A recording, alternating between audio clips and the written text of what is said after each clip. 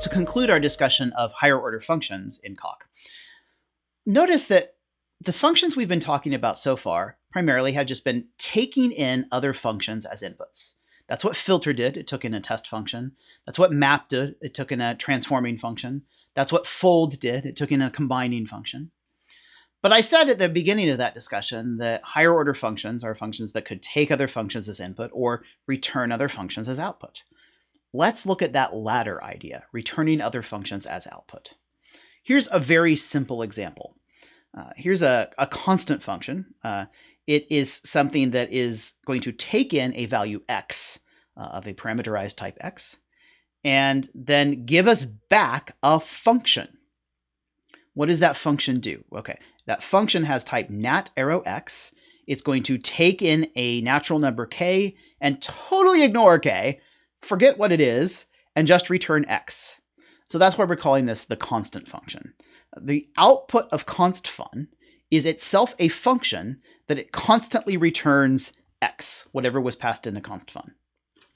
Okay, so we've pulled a lot of things together in this definition. We're using our parametric polymorphism for that type x.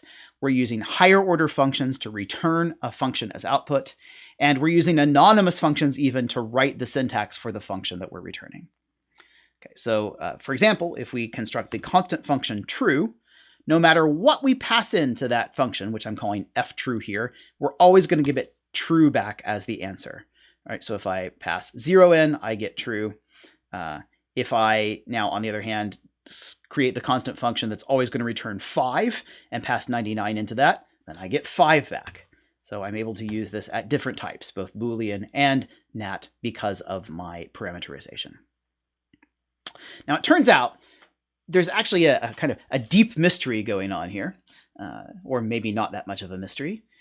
Really, when we've been talking about argument or functions in Coq that take in multiple arguments, like sometimes I've said, well, this takes in 2 arguments, or it takes in an argument and then another argument. Really, what's going on is that every function in Coq just is taking in a single argument. And it's really higher order functions at work. What looks like a 2-argument function, such as plus, is really a function that takes in 1 argument and returns a function. Okay, so let's look at the type of this very carefully. I've written it with parentheses explicitly here, but Coq takes out those parentheses when it responds because it understands exactly where they are. It understands that parentheses associate to the right in writing functions. So what is plus, or nat.add is actually its formal name in the standard library. It is a function that takes in a natural number and then returns a function. The function that it returns is ready to take another natural number as input and give back a nat. Okay, so what we think of often as a function that takes in a natural number, then takes in a natural number, and then returns a natural number, is really more accurately a higher order function. And you can use that to interesting effect. For example, you could partially apply plus, apply it to just that first natural number, and then you're going to get back a function. That function is going to be of type nat arrow nat, because we've only applied it to the first nat that it could take in.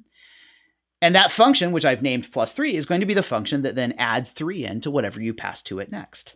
So plus 3 applied to 4, that's going to be 7. We can use that function plus 3 anywhere else that we were expecting to use a function. So for example, if we passed that in to do it 3 times, well, then we would add 3 times, in this case to 0, and get 9 as a result.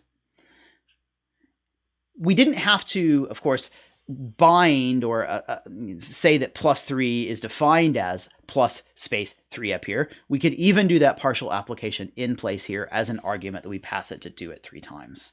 Okay, so that will also be 9. So that wraps up our discussion of higher order functions. They are very powerful and the basis for a lot of the fun things you can do in functional programming. We got into this because of parametric polymorphism. It was useful in all of these functions that we were writing to be able to write down things like this is parameterized on a type. So that concludes our discussion then also of parametric polymorphism.